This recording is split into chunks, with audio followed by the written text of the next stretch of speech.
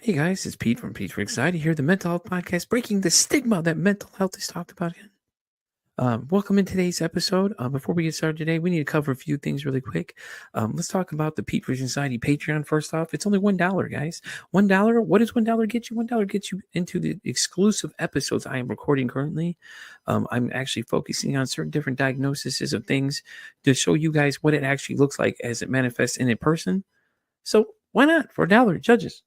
Yeah, they said $1. I just checked with them too. See, they said it was okay. It was $1 anyways. Let's also talk about the Oracle Talk Radio Networks app. In case you can't be here live listening to me, watching this video, supporting the show, you can listen to it on the radio app. Why not? It connects us live to our 365 radio. Just go to your app stores and download the Oracle Talk Radio Network. You'll see the big old Oracle Talk Radio Network app logo right on there. Download it, and it'll connect you to me, 10 a.m. Central Standard Time, 3 p.m. Central Standard Time, to Pete for Anxiety when I'm live doing my thing right here, informing the world and raising mental health awareness. So where are you going to be? 10 a.m. Of course. Come on. We just talked about this. Pay attention for once. Damn. Do y'all know how to listen? And as always, guys, like, follow, and share the YouTube channel. If you guys like what you're seeing, leave some comments, man. We want to know. I want to know if you like what you're on. You want to be on the show? Let me know. Hit me up at PeteVersusAnxietyPod@gmail.com. And as always, guys, enjoy the show. And by the way, did I mention to like, share, and subscribe to the YouTube channel as well? Yeah, okay. I just want to make sure because some of y'all are hard of hearing in the back, may have to yell louder, get a megaphone or something. But, anyways, let's get today's show started. Y'all have a great one. Enjoy. Guys, welcome into another exciting episode of Pete versus Anxiety, the mental health podcast, breaking the stigma that mental health is really talked about enough. My guest today is the host of the OTR-Achieving Mental Health for Real podcast, Mr. Robert Adleman. Robert, how you doing, bud? Hello, Pete. How are you? How's everybody out there? Doing great, man. I'm so glad you're here. Robert actually is joining us. He's a little hoarse right now. He's still recovering from surgery, but we're glad he's here today. So, Robert, why don't you tell everybody a little bit more about yourself? Okay, my name is Bob Adleman. I started this podcast 5 years ago, and I basically didn't know anything about podcasting, so I've been learning, and now I feel that I'm ready to go to the next level and produce some quality output for people to get information about, any kind of mental illness, plus actual live people that have recovered from all the different problems. Personally, I have ADHD, which is kind of we emphasize that a lot on the show. And I have OCD, and I have dyslexia, and I've been through 2 severe depressions, and my anxiety is still a problem that I'm trying to shake off and get better at it. But I still have a lot of anxiety, especially, before all these events, a podcast or whatever. I have a lot of anxiety still to deal with. That seems to be the toughest one to get help for. Yeah, anxiety. You said your anxiety is your worst one? Yeah, right now it is. Yeah. It just, I've always been anxious. I've always had performance anxiety. And so I just work through it. I try to get through everything I do without, falling apart. Right.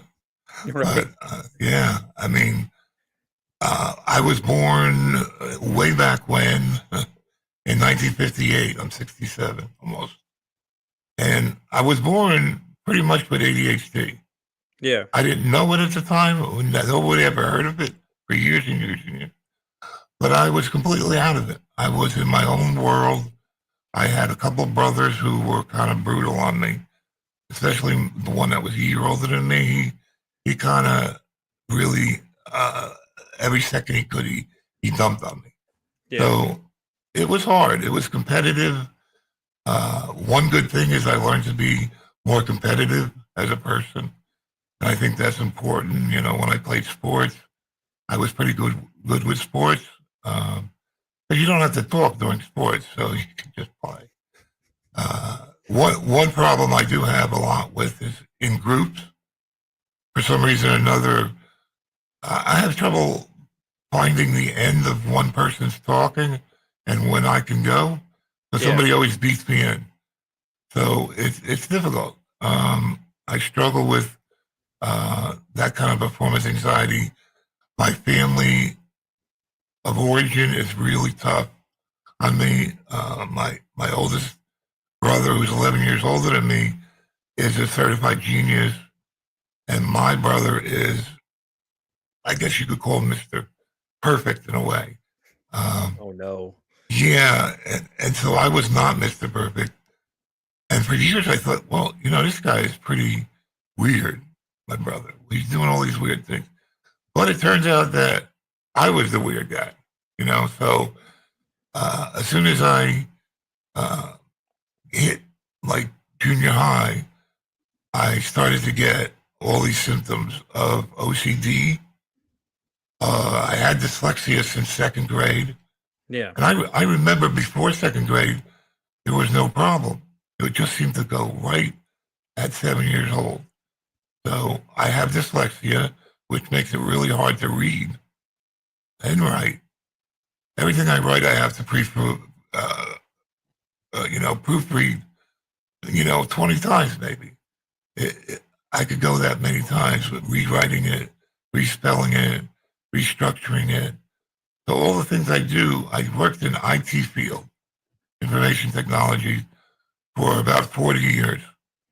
And everything I did there was really hard. And, I wrote memos and documents, and all of that was very difficult. And I always was afraid that someone was going to find out that I can't do simple things.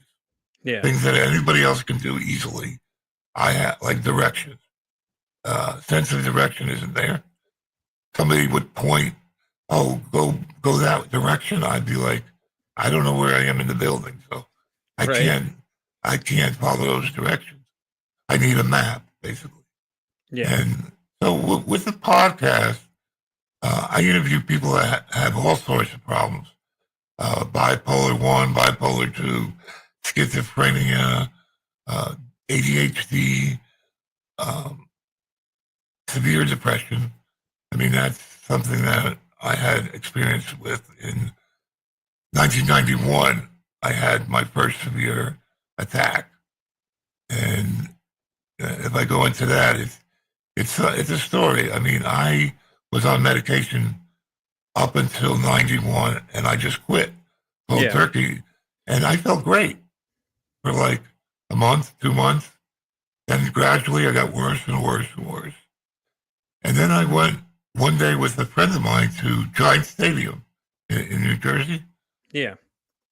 And all of a sudden, all this depression, anxiety hit me like a storm.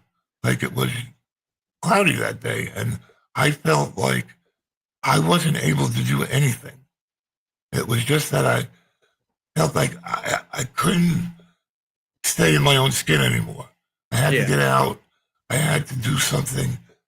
I went to the hospital. They were like, oh, you're fine. Don't worry about it. Meanwhile, I wasn't fine. I was really, really bad. And I thought I'd be this way the rest of my life. I thought they're just going to wrap me up and put me in an insane asylum or something. And I really thought that it was kind of the end of my life. And it turns out that the next day, I was trying to find any kind of pill I could take that would ease my pain. And so eventually I just said, I have to go to the hospital. In the pouring rain to Princeton Hospital, and I was a complete mess. Yeah. So the first thing they did was they gave me Xanax. And that was like, okay, why didn't we get this yesterday?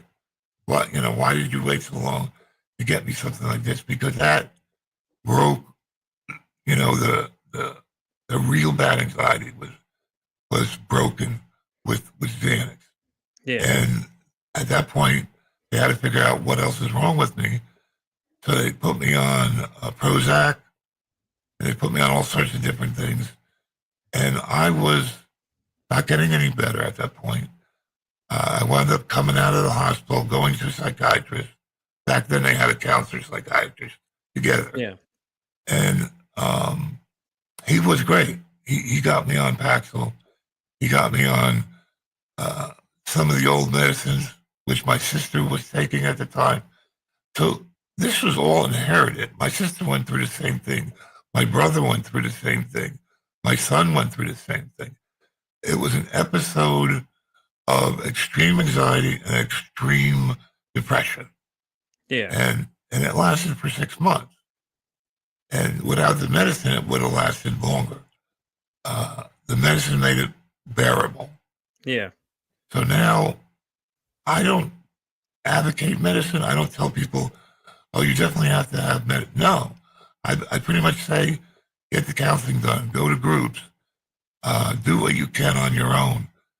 But if you need the medicine, I urge people to think of it more like a medicine for the brain organ, not you're crazy, you got to have medicine. Yeah, exactly. It's just chemicals in your brain have to be balanced.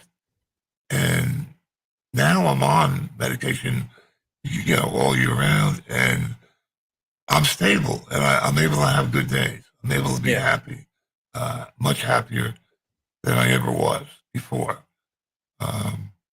So all these years, I had no idea that other people had ADHD, that other people had this different type of brain. So I researched it. I went online, and I saw all these guys, very intelligent people, come out and say, look, I have the exact same problem. My family doesn't understand it. I have trouble with relationships, this and that. I have trouble concentrating. I have trouble living. Yeah.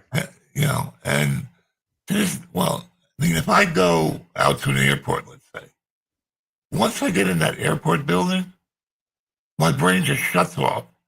I can't do anything. I go up there and say, give me, I need a ticket. Oh, go to the machine and fill it out. I said, no, could you just please give it to me? Because I have big problems with that stuff. Yeah. Simple things. Yeah, it's just that I have a different type of brain. It thinks differently than a lot of neurotypical people. Yeah, clearly. All my life I tried to be neurotypical. I tried to mask. I tried to mimic people. But in the back of my mind, I knew that if somebody realized all my faults, I'd be in big trouble. I mean, they either fire me or whatever. But I managed to fake it because I was very good at my profession. I was good at IT. But if I wasn't really good, I wasn't making many points with my managers. They kind of like, whoa, this guy's a loose cannon. Yeah. But I was able to eventually know how to deal with people like that. And, I did a lot of work with the users, with IT people. There was a lot of communication that I had to go through. And every meeting, I'd wind up really feeling out of it, really feeling like I missed some things in that meeting. And it was difficult to feel good. Yeah. In other words, if I had a meeting, let's say on Tuesday, with the users, they call users of the, I would get nervous the night before. Yeah. And I'd wake up and I'd be like, oh God, just let me through this, please let me get through this one. And that's the type of anxiety that I live with. I used to do karate. I'm a black belt. But every time I went to the karate, place where I did karate, I was like, I don't know if I'm going to go in. It was like, I don't feel like it. I feel like I should run away and leave. Yeah. And so I always had to force myself to do things, and that is very important. I mean, if you show up, that's half the battle. I had times where I was completely depressed, tons of anxiety, but I had a job interview. So I'd be like pushing myself to get to the job interview. And, I didn't do too well, let's say. And that was a problem. That was an issue, but I got over it. And then I went to the next interview, which was easier. And the next and the next, and finally would get a job that way because I was a consultant for years. Um, so basically on the show, I have this theory, for me at least, that ADHD led to my other conditions, my Yeah. anxiety and my depression. Um, so a lot of my users are ADHD, and I have shows about that, but I also have shows about schizophrenia, bipolar 1 and 2, and all different types of people that come on the show and tell us how they recovered. And I really believe that people can recover. I believe that most people could get really happy if they followed some of the methods. Because I was always working out of a bad place, Yeah. I always had bad ADHD. And I found it very difficult to change that. But I am changing. I'm getting better. I'm on this show, which I would never have done probably 2 years ago. Yeah. And I feel that everybody has that hope and chance to get better. So, Well, the funny that, thing is, though, we all have to remember now. You grew up in a way, way past time before we oh did, yeah, so oh mental health was different for you guys back then. You have no, in my, between the gap of where we're now. A lot of us younger people, like I'm in my 40s, so I got a 20-year difference at least on you. In the 20-year difference, there's so much stuff they've learned in between all that kind of stuff I too. was So I was 12 years old. My parents were from World War II, and they were like, "You're either insane or crazy, hmm or you're regular." That's it. No ADHD wasn't even talked about. So that well, took we started in New Jersey. I grew up in New Jersey. My father got this great idea that he wants to be a manager in Alabama. So he moved. Nothing against Alabama, but it was a culture shock. He moved us down there when I was 12 years old, and then everything started. The OCD, everything. Um, my parents didn't have any idea that I was going through this. I was ashamed. I had rituals, uh, religious rituals at first, which eventually went into hand washing. I had, towards the end, I would stay in the bathroom for 2 hours trying to clean every germ off of my hands. It was really bad stuff. And my parents were clueless. It took my sister-in-law when I was about 16 to recommend that I should go see a counselor. And by then I was a mess. I was just yeah, all sorts of OCD. To this day, I struggle with OCD. If I wake up in the middle of the night, I feel like I have to do 5 different things, or else something bad will happen. It's always yeah, something's going to happen that's bad, unless I do this, and and it's ridiculous, and it can take over your life if you're not careful. But I think it it can get better. It's definitely better, and I think people can overcome most of their uh, problems in most cases. I think you can be a really happy person if you do the work. If you do the work of recovery, you will come out, I think, victorious. But yeah, I mean, I say all these things, but every day I'm fine. Like every day I feel okay. And I'm probably the happiest I've been ever yeah. because I'm able, I get into the podcasting and I'm able to do different things. And I feel pretty good most of the time. Yeah. And and for me to feel pretty good most of the time is pretty much a miracle. I mean, It sounds like that from what you've been yeah, telling me. Like, yeah. man, for you to feel a slight bit better than what you've been dealing with, Jesus, man, I'm so proud of you.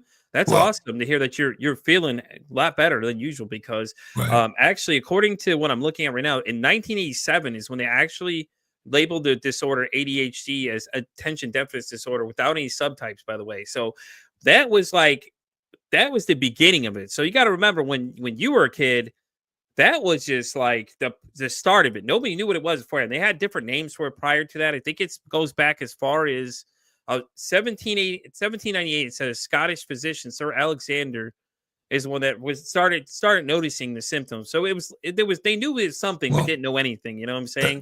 the thing about ADHD is people think it's a disorder. It Yeah. is not a disorder. Hmm. People that were neurodivergent back in the day, 100,000 years ago, were highly regarded. They were the typical people because they would be the first one to hear the lion in the bush. They would be the first one to know what's going on around them and warn the tribe that, you're about to be eaten. And so they were highly regarded. But then somewhere around 1850, the United States said, everybody has to reading, writing, arithmetic.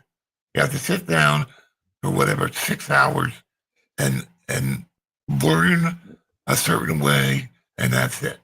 Yikes. If you're neurodivergent, who cares? That's the kind of school that I went. The schools I went to at that point didn't have all these different diagnoses, and they didn't know what was going on. I mean, they Yeah. didn't even know that women could get it. They they were basically clueless, and so I I didn't get diagnosed until I was 40, Yeah. but I knew there was something wrong, something different. But what we try to advocate now is that can the workplace and school not cater to us, but give us a little help in certain areas, not many, and we will shine.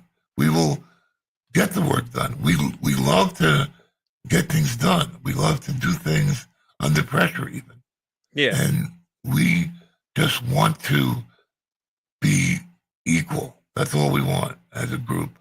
We don't we don't want to be medicated. We don't want to say we're different and everything. We have a different type of brain. We will find something we like and then we'll do it. And we'll do it great. And I think what's lacking in today's environment is these kids come out and they think there's something wrong with them. They say, oh, yeah, there's something wrong with you. There's nothing wrong with them. They could go to maybe a special school. I don't want to say special, but a school that teaches them how we learn. Yeah. Like Einstein, all the great inventors. Thomas Edison. Here's a man that had maybe 1,000,000 tries on the light bulb before he got it.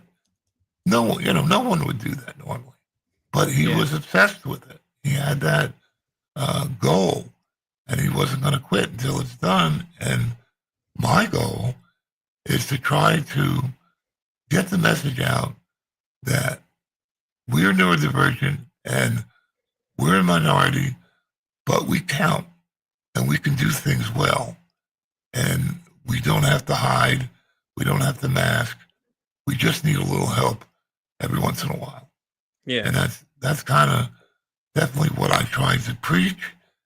And I think it's getting through. I think people are starting to catch on that, you know, you don't really have a disease. You have a different type of brain. And it's no worse or no better than a neurotypical person. Yeah. It's just different. For instance, with dyslexia, I have a show coming up. The guy has figured out how to read using the back part of the brain instead of the front part of the brain. Dyslexic people will read something and they can't remember anything, and the comprehension is very bad. But in this program, it'll teach them a different way to read. Yeah. And the guy I talked to has actually done this. He couldn't read at all. He read what, one book a year. Now he's reading 20 books a month. So there's cures right on the horizon. We have all these different technologies like infrared and ketamine, all set up to help people with their depression, anxiety, everything else. Yeah. So what I say to people that are like on their last leg and they think they have to, kill themselves, I say, wait, hold on a little bit longer, and we're going to lick all of this. We're going to get better.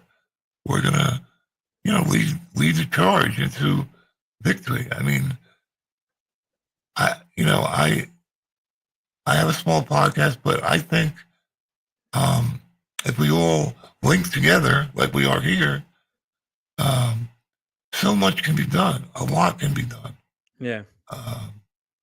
I'm never going to be a great speaker, but I fake it. I ask questions. I know how to ask questions. Yeah. I ask questions and generate answers from the people I interview. So I actually do a voiceover in the beginning because you know how you did your beginning? I can't do that. I'm terrible with that. Yeah. I'll get on and I'm all stiff and just monotone. So I use the voiceover and it's great. It works. And that's what I'm going to try to do the rest of my life. The only other thing I want to talk to you about is a person that changed my life. You're not going to believe this, but I listen to all kinds of music, including rap. There's a fellow out there. His name is Nathan Bernstein, I believe it's pronounced. NF. Oh my God, yes, NF. I know exactly what you're talking about. I love that guy. This guy has everything I had, and he goes up on the stage and says it. He inspired me to do this podcast. I would have never done this podcast if it wasn't for NF. He, my son called up and said, "Yeah, this guy's like Eminem. He's good." I said, "Okay, I'll listen." He blew me away. Every song he has some kind of message to people. Talking about ADD, talking about the fact that he was in a lot of pain mentally. All this stuff is validated me. For the first time in my life, at 61, I discovered that other people have these problems. Yeah.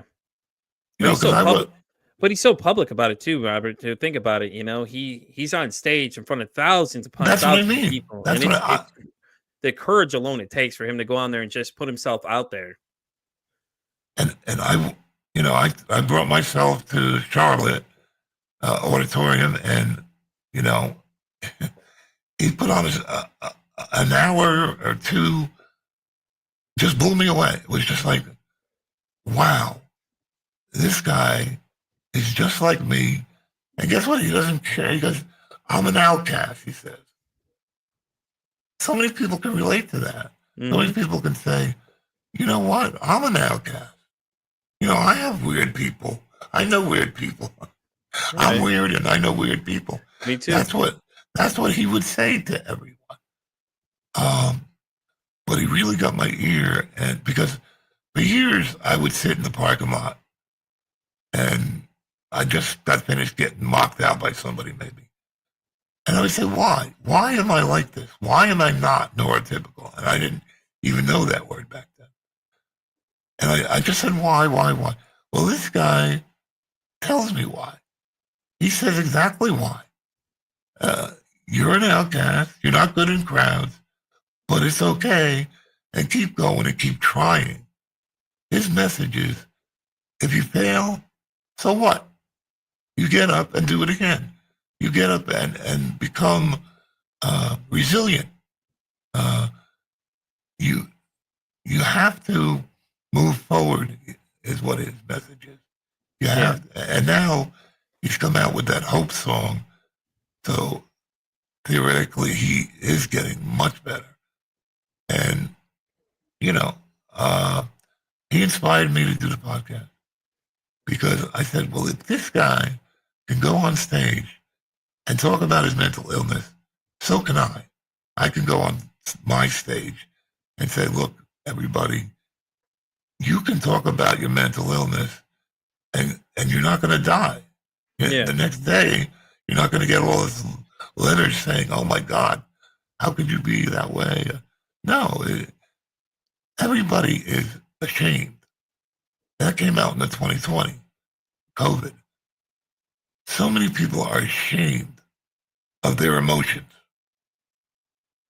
I don't understand it. I don't understand why people are that way because I'm not. I'm not ashamed. Yeah. I have emotions like everybody else, maybe a little bit more than everybody else. And I don't care, you know? I just say, wait a minute, I'm on earth for a short time. I'm not going to listen to people like that. I'm going to get people that will love me for who I am, and I'm close to that now. I live with a partner who also has ADHD, and she is, great. I mean, she lets me do whatever I want and be whoever I want to be. On the other side of the fence, my kids are very neurotypical. Now they're adults. Yeah. I call them kids, but that's what I remember. They don't accept me. They say, you're a narcissist. You're making excuses why you're rude and stuff. And they don't really accept me into their family, into their group. So I'm an outcast with my own children, which is really bad because I can't help them, Yeah. They don't want to listen to anything I say. So Yeah, that's the problem. The younger generation thinks they don't want to listen enough. It's like you're trying to help them better understand what you deal with on a daily basis. And I think that's the biggest problem I see with a lot of younger kids now is they just don't want to listen. It's like they think we're just sitting here lecturing them, but no, we're trying to help you. We're taking our life experiences and we're telling you things and saying, "Hey guys, listen, we've been through these things. Let me help you better understand what is going on." I think that's the number one problem when it comes to mental health. It's not enough people know or they don't want to know. It's like you try they to don't tell want to them, know. they don't They want to don't want know. to know. They don't want to know. They want to pretend and cover up their personality. You get stoic people, for instance. Oh, they don't talk unless, you know, uh, they want to say something important, then they'll say something. Yeah. People like that are hiding in a way. You go on Facebook, right? And you say, oh, look how happy we are. And meantime, then they have all these problems. People have problems. And they don't talk about it on Facebook. They don't say, here's our picture of how miserable we are. I don't like my wife. I don't like my husband. Everybody has problems. And the sooner they realize that it's okay to have problems, the better this world will be. And I'm going to be part of the movement to a better world. Yeah. I'm old, but I'm ageless. I never took that magic pill that makes you into, allows you to go into the rat race and forget about everything and stop having fun, stop listening to music. Yeah. People will do it. My kids, they will do it. They will stop having fun. And they don't remember what fun was. My son used to love Slipknot, that Mhm. group. Now Yeah. Slipknot, you're right. You're right. yeah, he's a conservative, Trumper, and he'll defend it to the end. I don't know how to get through to my own kids, so it's tough. When strangers listen, but your own children don't listen to you. And I guess that's normal. I guess most people can't really pass on a lot of their knowledge, wisdom. But in the past, I used to go to my grandmother's house. It was the greatest thing. We go out and pick cherries off a tree. Uh, she had a pet. We didn't have pets. Uh, a dog, and she gave us $1 at the end. So nowadays, I'm in New Jersey. They're in South Carolina. I barely see my grandchildren, so it's tough because I can't get around. If I could get around, I would try to be in both places. But right now, I'm kind of stuck where I am. We're living together, combining our incomes, and we're doing okay. But when I was down there, they pretty much said, "Well, Dad, we don't have time for you. We don't have time to help you. Um, you're on your own." And I just had, it came to a head one time at a party for my granddaughter, and things just got messy. I had asked to stay over, and they were like, "No, you can't stay over. No, you can't do this. You can't sit on any of the chairs because you're 400 pounds." So I am just now trying to work things out with my oldest son. Yeah. To try to reach them again. And I'm hoping that they'll want to reach me eventually. Yeah. And that will resolve itself, hopefully.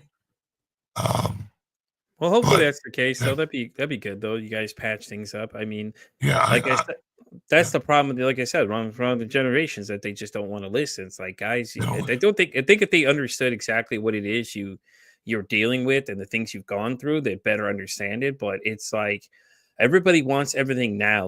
We live in a now society, so like everything they want it. We want it now. We want it fast. We want it quick. It's like, well, I'm trying to tell you, but you don't want to hear it. And it's to touch back on what you said about strangers in your podcast. Listen, I have people listen to this thing all the way as far as Australia. Australia, man, it still blows my mind that people are lying.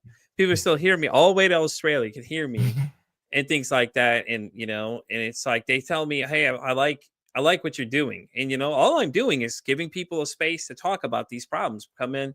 I bring in different experts. I bring in different people. I bring in average people. Just come in, just like, hey, come on, come tell your story. I tell everybody, if you got a story, we want to hear it. You know what I'm saying?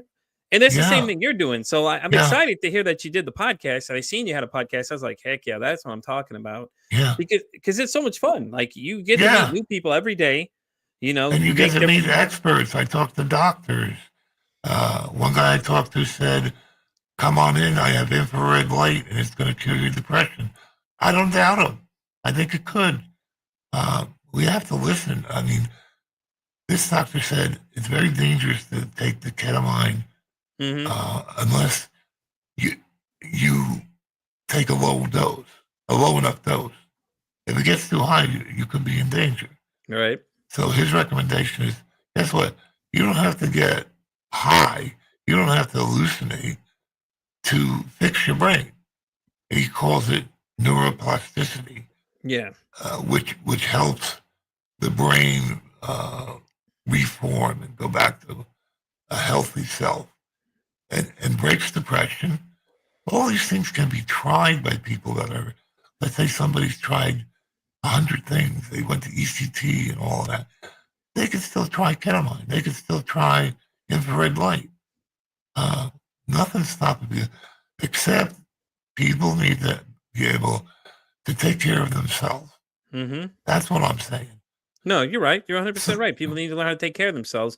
And some people just need to understand there's other alternatives out there now, man. We've gone so far from when, back when you were a kid to now when these kids are now. These kids now have so many things available. Yeah. It's like 3-4 pages at least of different procedures and different things they can do that are not just traditional therapy for those people that always say, "Oh, well, I don't want to do therapy. I don't want to talk about my feelings." It's like, guys, you're just making excuses. How about look at what your options are out there and stop making excuses? I think that's the biggest problem a lot of people have is they make excuses. Yeah, and like you said, you got to push yourself to do these things. Like, it took me a bit.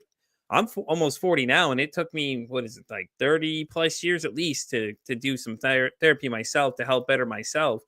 And it took one incident with my wife for me to even do it because we were just recently married. And I just freaked out for no reason, like all of a sudden just freaked out. And I don't even think it was anything she said. It was just something small that triggered me. and it pushed me to go like, you know what, I need to get some help. And then that's eventually how this podcast began. Is once I started doing my own journey, I was like, I wonder how many other people out there dealing with the same things I am, and then curious as I was. And I've had people as far as Amazon bestsellers, I've had Hmm. singers, different musicians and stuff like that have come on here. A lot of them, they focus mental health as their thing too.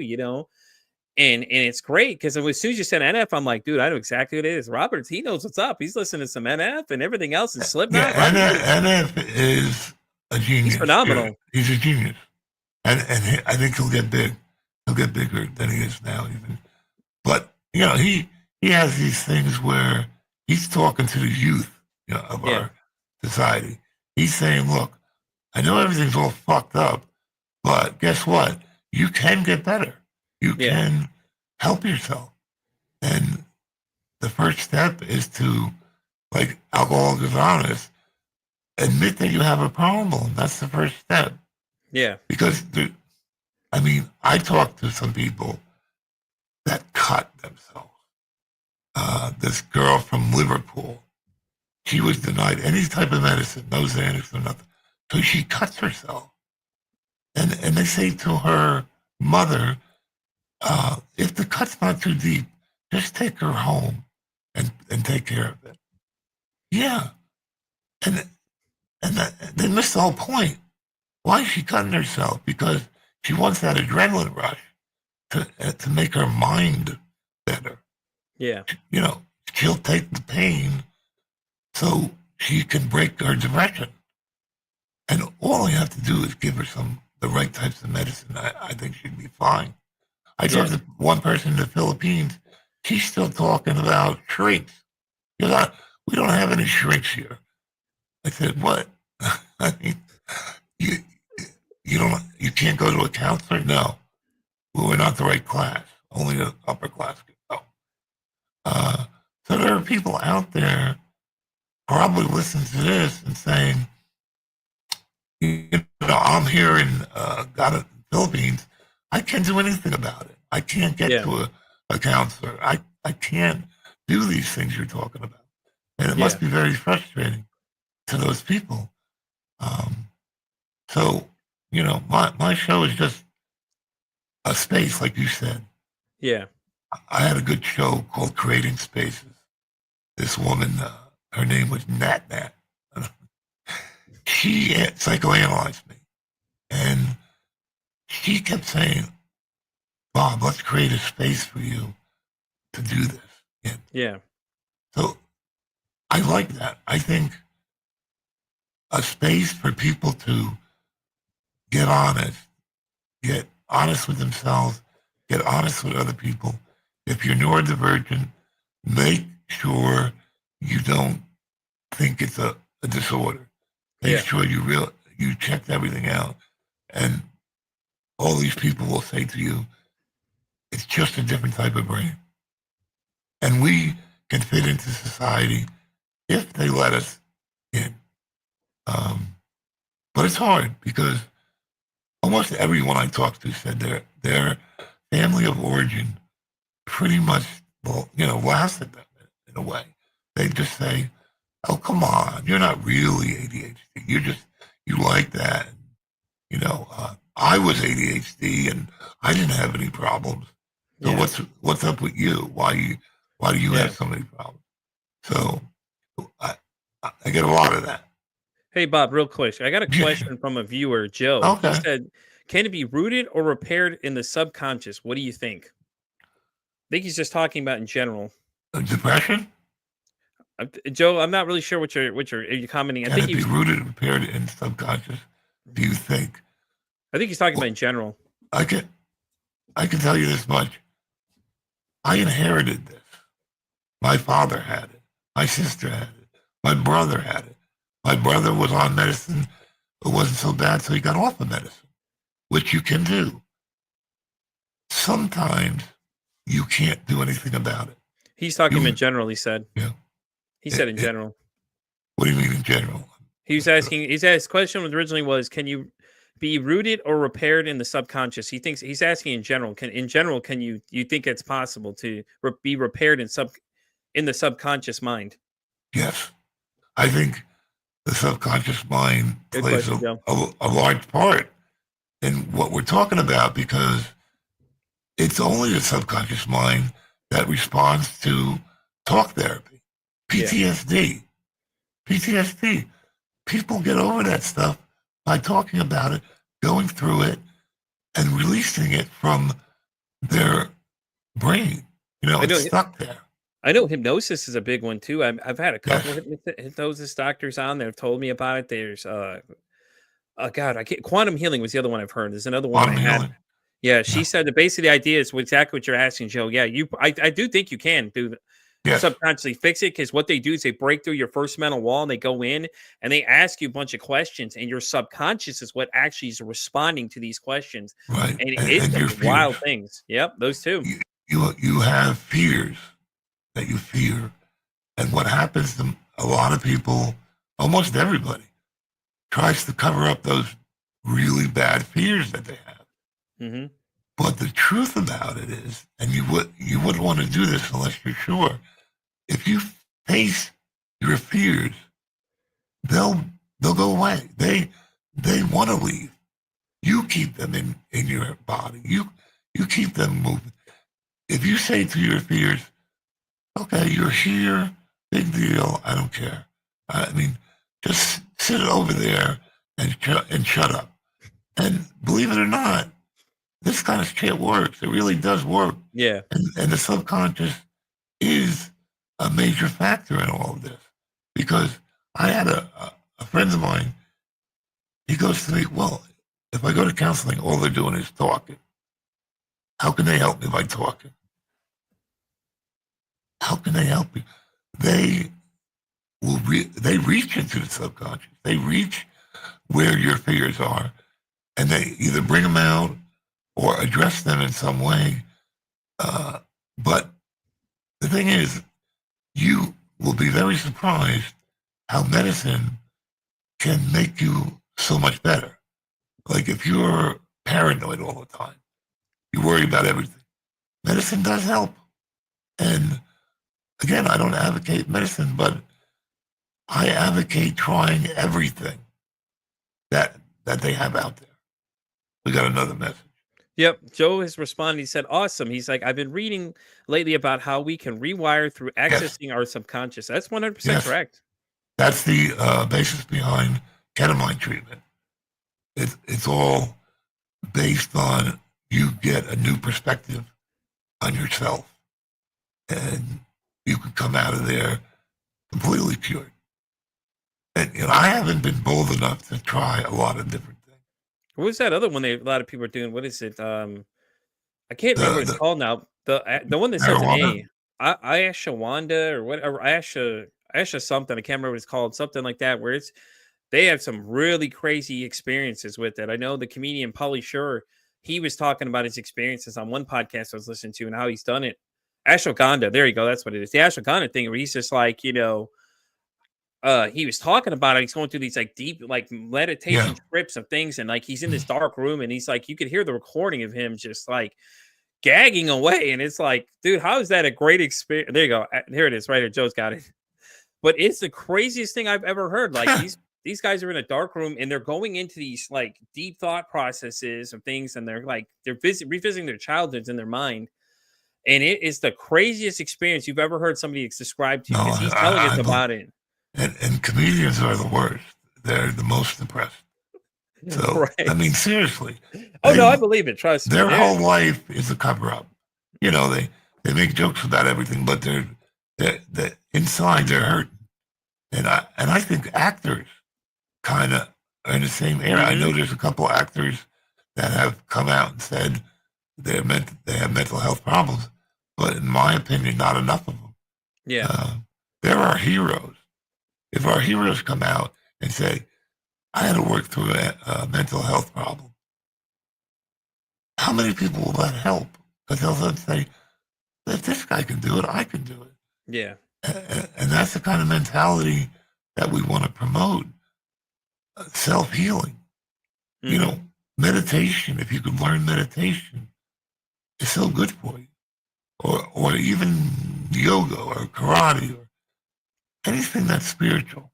I mean, Yeah. I know I used to, meditation gets mentioned a lot. A lot of people I talk to say they meditate. it's the number one thing to cure um, basic worrying Yeah. and fears.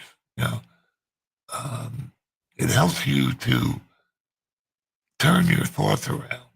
So when you go into a dark place, which I enter a lot, you can turn it around and be positive and think of something positive. And it makes a difference. It really does. Um, the thing is, sometimes my demons get the best of me. Yeah. And there's nothing I can do but Yeah. hope for tomorrow. But the next day, I'm better. So it's kind of like being in a slump in baseball. You know, you get up there and you don't have any confidence that you can hit. And then all of a sudden, one day you wake up and you say, oh, fuck that. I can hit. Let's go. Come on. And they hit and they come out of the slump. Um, the same thing with depression. Depression is a slump. And if you can hang in there and don't think it's the rest of your life, you could come out of it shining where you, like nothing before, you can reach higher levels of consciousness. Yeah. And that's meditation, trying to get to a point where you can control your thoughts more. You can always go back to your breathing. No matter where your thoughts go, you go back to your breathing. And a lot of people they try to empty their mind, but that's not really it. It's the fact that you're moving your thought from over there to your breath and back. So anybody can do it if they practice, I think. Yeah. I've been trying it. It helps me a lot. And you know, if you don't give up, you're gonna get better. Yeah, I exactly. mean, That's the key thing is don't give up. Like, it may be hard. It's a long road. I know how hard it can be. I Me too. know how I suffered, and I had to call my sister and call her and say, "Listen, I can't take this anymore. I just can't take it." And she'd be like, "No, no, no. You got to wait for the medicine to set in. You got to help yourself that way, and it's gonna work because it works for me." And she had to repeat that 100 times because I didn't believe it. And sure enough, after 6 months, I got better. Yeah. And I got to a point where I can help myself even more, especially doing these podcasts. Yeah. I feel now I'm in a very good place, even though I still have the demons on my back. I, you know what it is. I think is they know they're defeated. Yeah. They know I got them, and they're basically trying to overload me. At times. Yeah. And I just say, okay, I'm having anxiety right now. It's really bad. It'll go away in 30 seconds or so. Big deal. And all you demons can come and sit down and shut up.